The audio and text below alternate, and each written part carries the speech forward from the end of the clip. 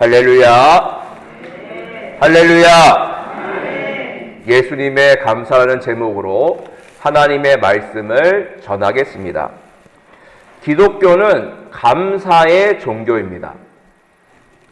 신구약 성경 66권에서는 감사라는 단어가 무려 177회나 기록되어 있습니다. 그리고 감사하라는 명령어도 33번이나 나옵니다. 감사하라, 감사하라, 감사하라.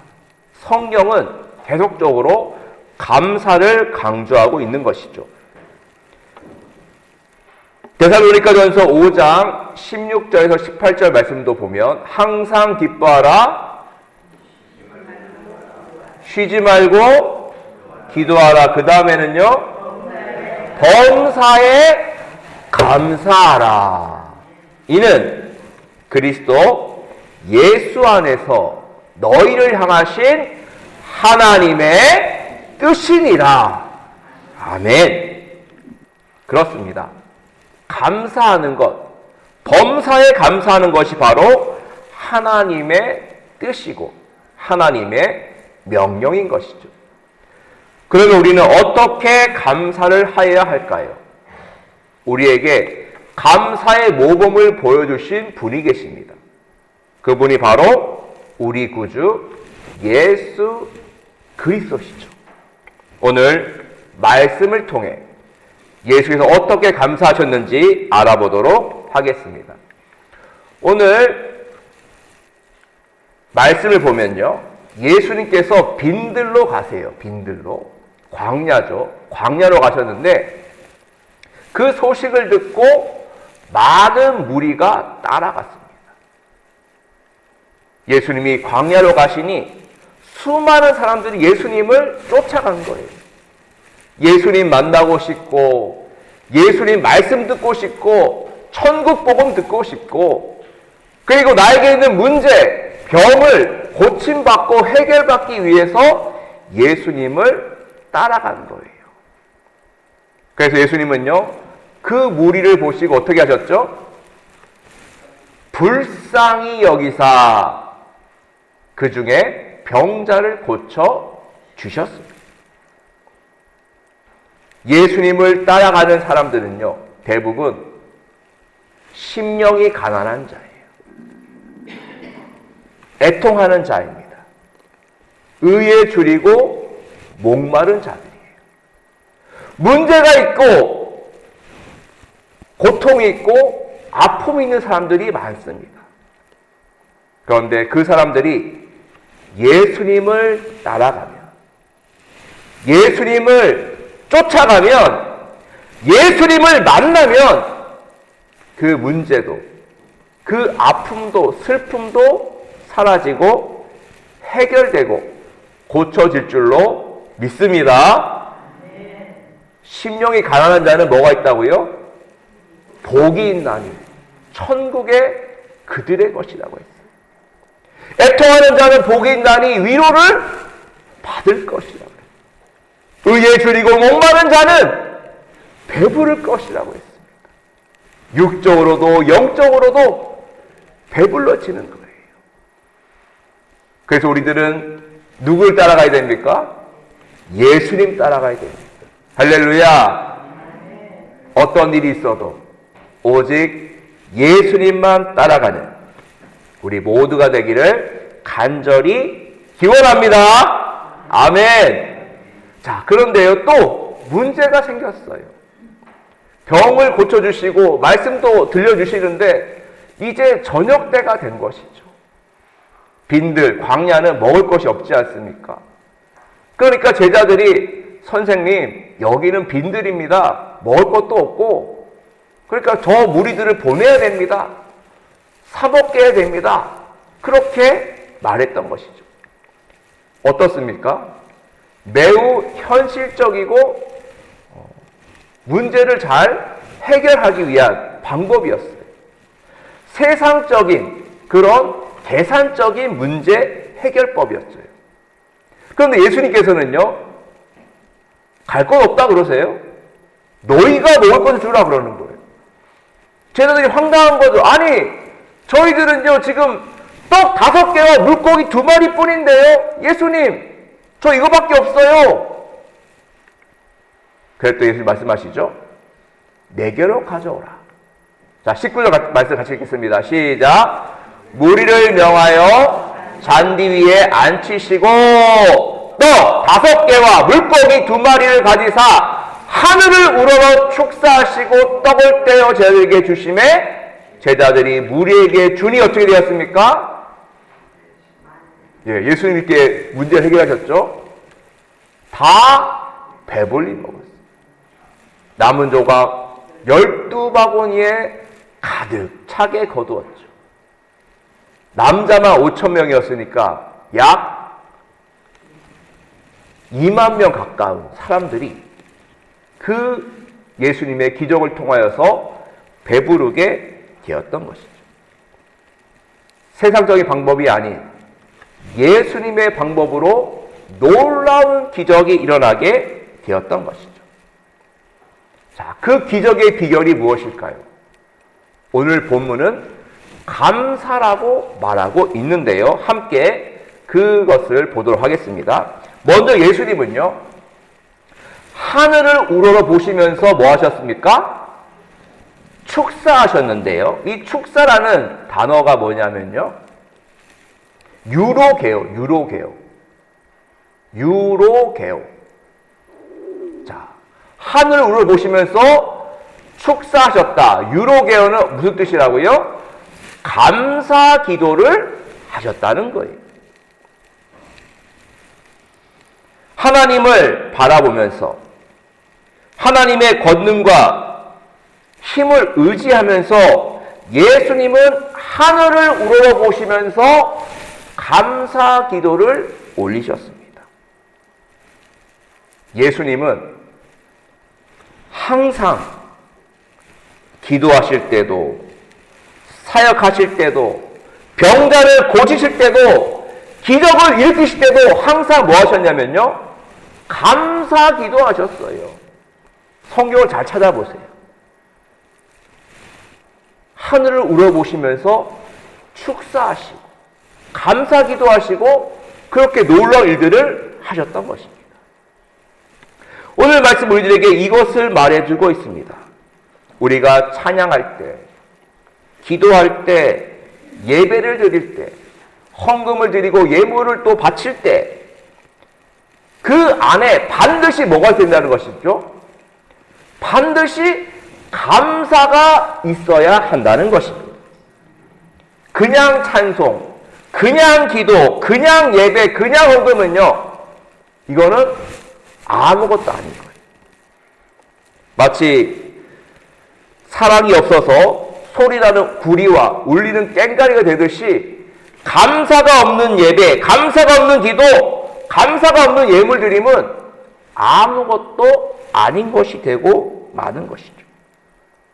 그러므로 우리들도 예수님처럼 하늘을 우러러보며 감사하며 찬양하여야 될 줄로 믿습니다.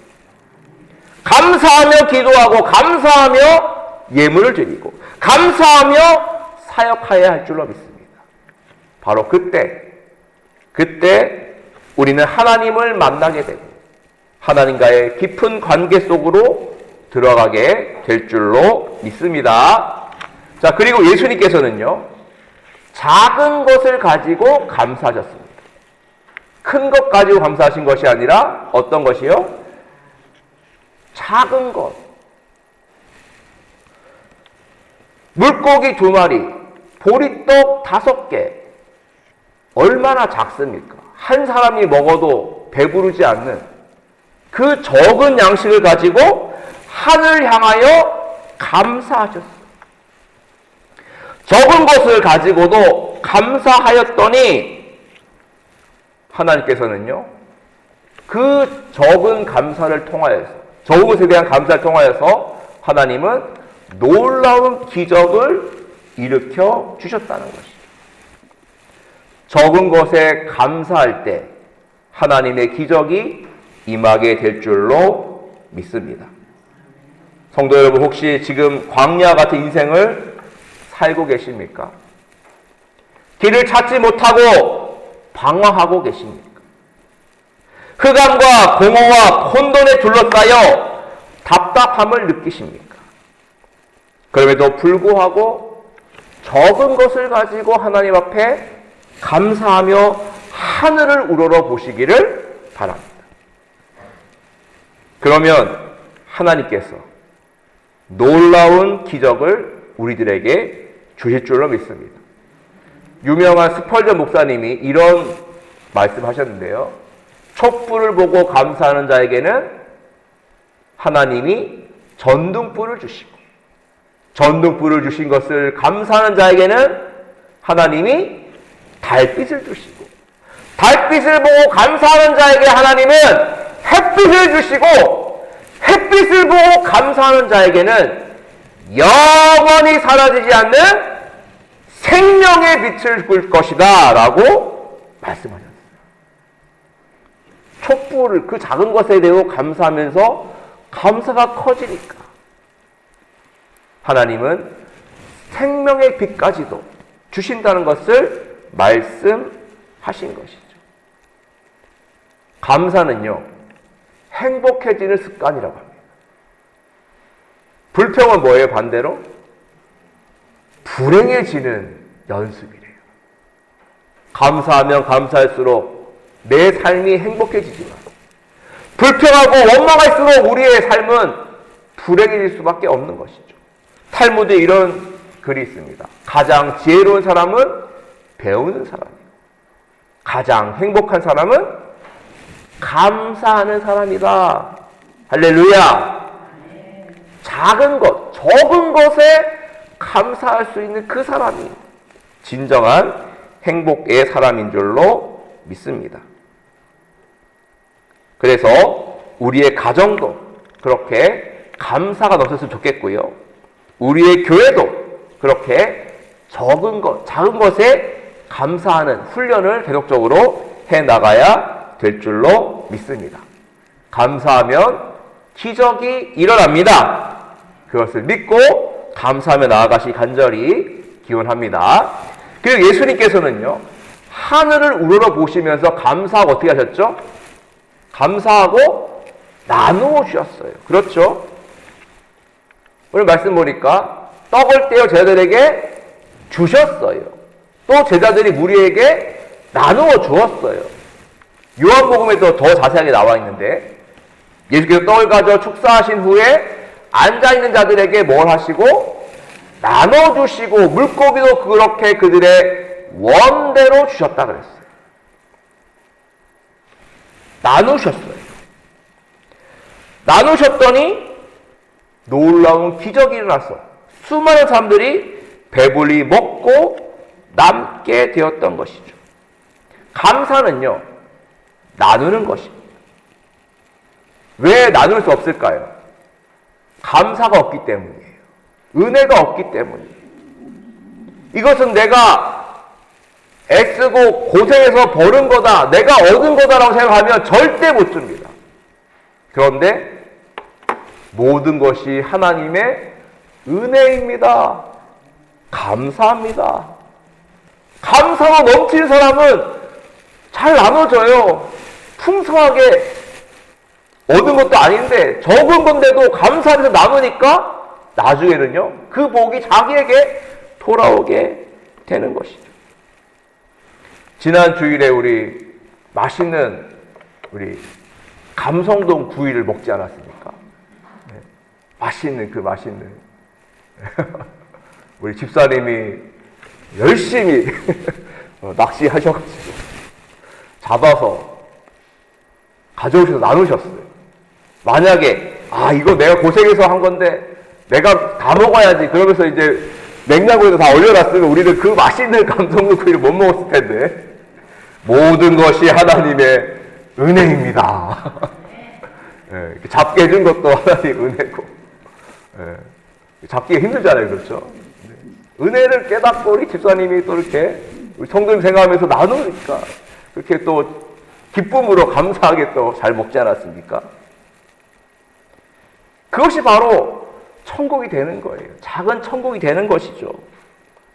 하나님께서는요, 항상 나눔을 강조하셨어요.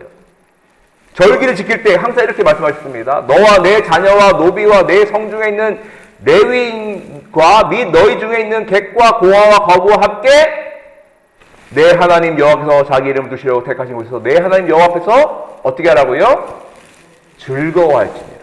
너희만 기뻐하고 즐거워하지 말고 저 어려워하고 힘들어하는 노비들도 레위인도 객과 고아와 과부도 함께 즐거워해라. 다시 말하면 너희의 것을 나눔으로 말미암아 그들과 함께 기뻐하면서 유월절, 칠칠절, 초막절, 절기를 지켜야 한다라고 말씀을 하신 거예요.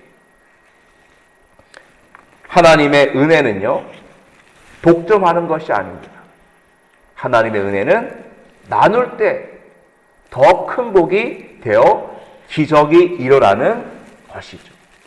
오늘 추수감사주의를 맞이하면서 우리의 마음속에 감사와 또 나눔의 마음이 커지기를 간절히 기원합니다. 그리고 예수님께서는요, 하늘 우러러 감사하면서 생명의 축제를 이루셨어요. 감사하면서 무엇을 이루셨다고요? 생명의 축제를 만드셨습니다. 그 빈들, 먹을 것이 없고 목마르던 그 곳이, 빈들이, 광야가 예수님의 감사와 나눔을 통해, 기적을 통해 풍성한 잔치의 자리가 되었어요. 먹고 배부르고 몸도 마음도 영혼도 풍성해지는 그런 놀라운 축제가 이루어졌던 것이죠. 그리고 이후에 예수님은요, 자신이 인류를 구원하기 위해 십자가를 지어야 한다는 것을 아셨습니다. 그리고 그때가 점점 다가오고 있다는 것을 아셨고, 예수님 그래서 제자들과 함께 마지막 만찬을 하셨죠.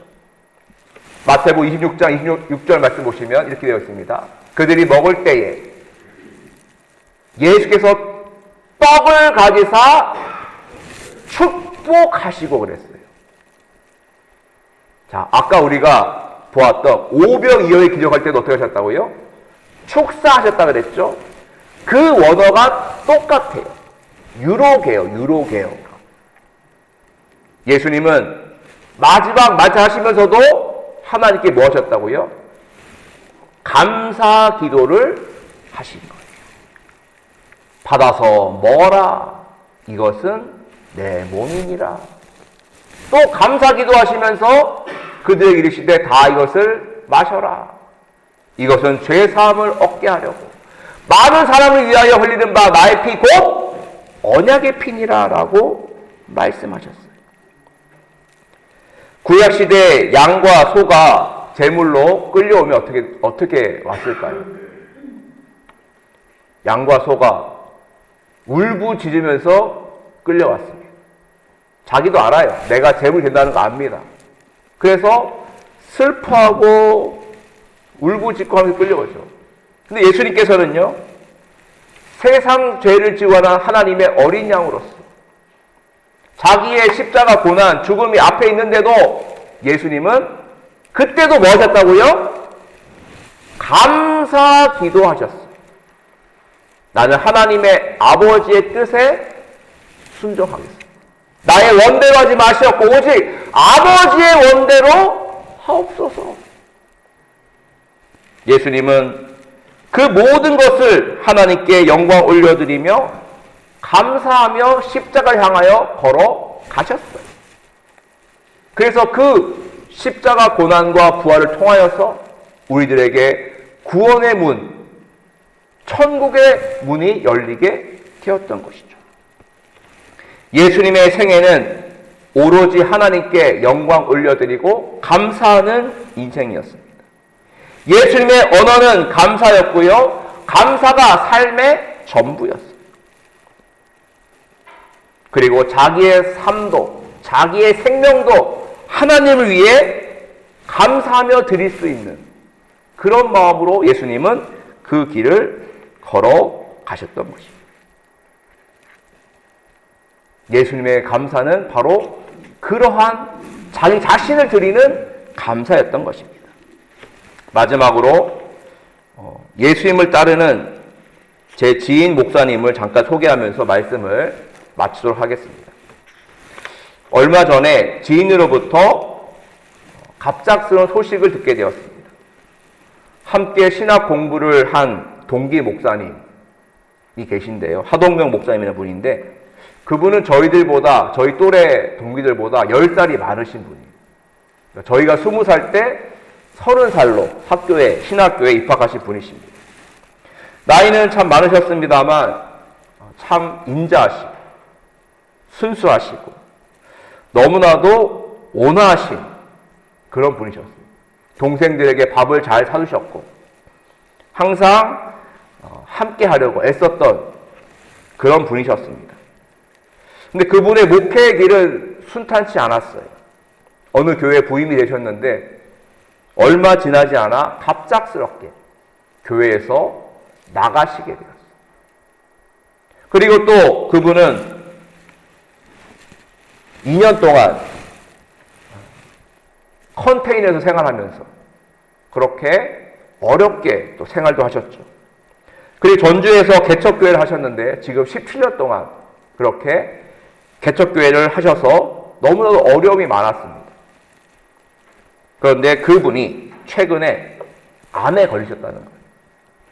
직장암 4기. 그리고 이미 간까지 다 그 암세포가 전이가 되었다고 합니다. 의사가 그렇게 얘기했대요. 수술도 치료도 어렵습니다. 길어야 6개월 정도밖에 살지 못하실 것 같습니다. 그렇게 이야기를 했다는 거예요.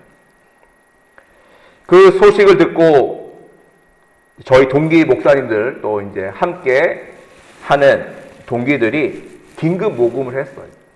어떻게든 도움이 되고 싶어서 긴급 모금을 하고 또 제가 동기 회장이거든요.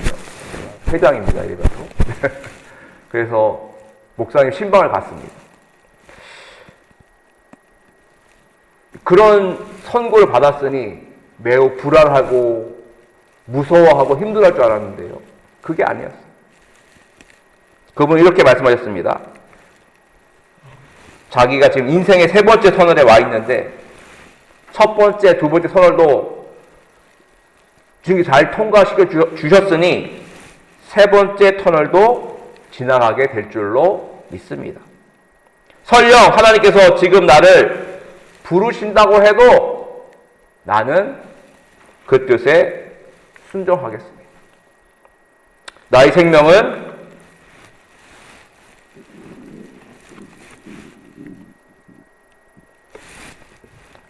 하나님의 것이니 하나님의 뜻에만 맡기겠습니다. 지나온 세월들이 힘들고 어렵지만 나는 너무나 감사합니다. 어둡고 긴 첫 번째, 두 번째 터널 지나온 것도 감사하고 17년 동안 개척교회 하면서 예배드리고 설교하는 것이 너무나 기뻤고 행복했습니다. 또 좋은 동기들을 만나서 함께 목회의 길을 걸어온 것도 감사합니다. 나는 지금도 너무나 행복하고 좋습니다. 모든 것이 은혜이고 감사입니다. 그러십시오. 저는 목사님의 모습과 말씀 속에서 예수님의 모습을 발견했습니다. 하늘을 우러보시며 모든 것이 감사입니다. 나는 주님의 뜻에 온전히 순종하며 나가겠습니다. 그 감사로 나아가는 모습이 너무나도 은혜가 되었고 너무나도 저의 마음을 울렸습니다. 사랑하는 성도 여러분, 추수감사절 맞이하면서 예수님의 감사를 배우고 예수님을 따라갔으면 좋겠습니다. 하늘을 우러보시며 감사하며 작은 것에도 감사하고 나누며 감사하며 나의 삶을 주님께 드리며 감사하며 그 말미암아 생명의 축제, 구원의 축제에 참여하는 우리 모두가 되기를 주님의 간절히 축원드립니다.